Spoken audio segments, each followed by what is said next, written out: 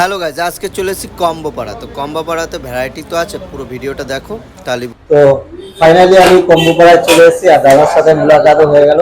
মানে অবস্থা একদমই টাইট, সিরিয়াসলি বলে আমার গলা বলা ভেঙে গেছে। মানে সকালবেলা উঠেছি 5টা থেকে এখন কটা বাজে, মানে এটা কিন্তু এরকম কোনো বিষয় না 6টা বাজে, এখন আরো অনেক চলবে। এটা আমাদের আইটেমগুলোই এমনই, যেটা কিন্তু নতুনত্ব কিন্তু এই খাসের ডিম কেউ রাখে না। হ্যাঁ সেটাই, তারপর আরো ভ্যারাইটি গেবে। তুমি বলো সব। এইবার কনসেপ্টটা কি হচ্ছে, এই ধরনের আইটেম গুলো কিন্তু হাফ ডে তে সার্ভ হয়। হাফ ডে মানে হচ্ছে ধরো সকাল দুপুর 12টার থেকে বিকেল 4টে অবধি এইটা একটা হয়, অথবা বিকেল 5টা থেকে রাত্রি 10টা বা 9টা অবধি। কিন্তু আমরা যেটা কনসেপ্টটা করেছিলাম যে দুপুর থেকে রাত্রির অবধি, কিন্তু এই কনসেপ্টটা কি বলতো করতে গেলে একটু সমস্যা হয়, কারণ একদম ঘরোয়া রান্না। কেউ যদি এসে ভাবে যে আমি রয়্যাল শেফের পোলাও খাবো, বা আমি ধরো এখানকার ভূতে রাজা দিলে বলে পোলাও খাবো, তাহলে কিন্তু না, এটা একদম ঘরের বাঙালি পোলাও অবশ্যই, ঠিক আছে। আর আমরা গোবিন্দভোগ চাল দিয়ে বানাই। আজকে আমরা একটু এক্সপেরিমেন্ট করে একটু আমাদের ফ্রাইড রাইস চাল দিয়ে বানিয়েছিলাম। তো যাই হোক, এইরকম তো জিনিসটা চলছে, কিন্তু তার থেকে যেটা বড় নতুনত্ব কিছু নিয়ে এসছো মধ্যমগ্রাম, কারণ মধ্যমগ্রামে আমি চলছে মধ্যমগ্রাম, কারণ বিরিয়ানি খেয়ে তো একদম মধ্যমগ্রামে বেসিক্যালি কি, আমি নিজেও যখন ভিডিও বানিয়েছি, আমার যদি চ্যানেল দেখো, আমার 500টার মধ্যে হয়তো 300টা হয়তো বিরিয়ানি পাবে। আমি বিরিয়ানি খেতেও ভালোবাসি, ভিডিওটা বানাতেও ভালোবাসি, কিন্তু আলটিমেট আমি দাদা যে এক্সপেরিয়েন্স করেছে মধ্যমগ্রাম চক্করে, যে আমি নতুন কিছু নিয়ে আসবো, আমাদের যত দর্শক আছে, পাবলিক আছে, যে আমার ফ্রেন্ড আছে, তারা নতুন কিছু দাদা খাওয়াতে চায়, এই কারণের জন্য নতুন কিছু নিয়ে এসেছে। তো দাদা কাছে সেটার মেনুটা দাদা তুমি বলে দাও। সেটাই তোমার ফ্যান, আমার ফ্যান, সবাই এসে তোমার দোকানে খেতে পারে। সেটাই। যাই হোক, একটা কথাই বলবো যে সবাই আসো, টেস্ট করো। বাট একটা জিনিস আজকে নিয়ে সবে 2.5 দিন হচ্ছে, এখানে এসে কেউ এক্সপেক্ট করবে না যে আমি এই রেস্টুরেন্টের খাবারের মতো খাবার পাবো। আমি আগে দিয়ে বলছি, ভালো করেছো, নিজে এই যে করেছো না, কতটা আমি নিজে প্রাউড ফিল করছি, অনেক কষ্ট করেছো। আর সাথে সাথে আরেকটা জিনিস আমি বলতে পারি যে আমি যে খাবারটা প্রোভাইড করছি এই দামের মধ্যে, এটা আমি মনে করি চিপ এন্ড বেস্ট। ঠিক আছে, যেটা প্রত্যেকটা মানুষ অ্যাফোর্ডও করতে পারবে। আমি কিন্তু কোয়ালিটির দিক দিয়ে কোনো কিছু করিনি। তোমাকে আমি অ্যাড্রেস দিয়ে দেবো, মধ্যম বসবাগানে আমার রান্নাটা হয়, যে রান্নায় আমরা কিন্তু অবশ্যই ওখানে সব ব্র্যান্ডেড জিনিস দিয়ে আমরা কিন্তু মানে একদম পুরো জিনিস কিন্তু তৈরি করি।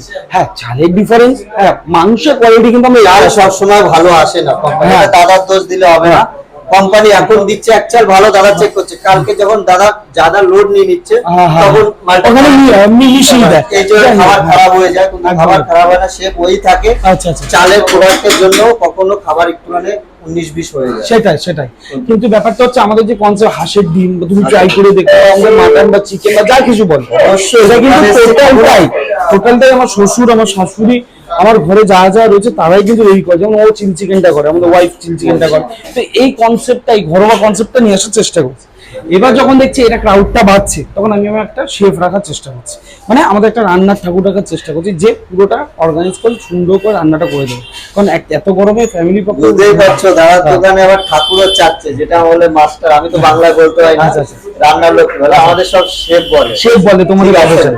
তো আমাদের শেফ বলে, তো যারা মানে ভালো রান্না করো, দাদার দোকানে এসে কন্টাক্টও করতে পারো। হ্যাঁ, কন্টাক্টও করতে পারো, দাদার সাথে এসে কথা বলে কাজের জন্য আসতে পারো। একদম যাদের কাজ দরকার, অনেকেও কাজ খোঁজে, ঠিক আছে।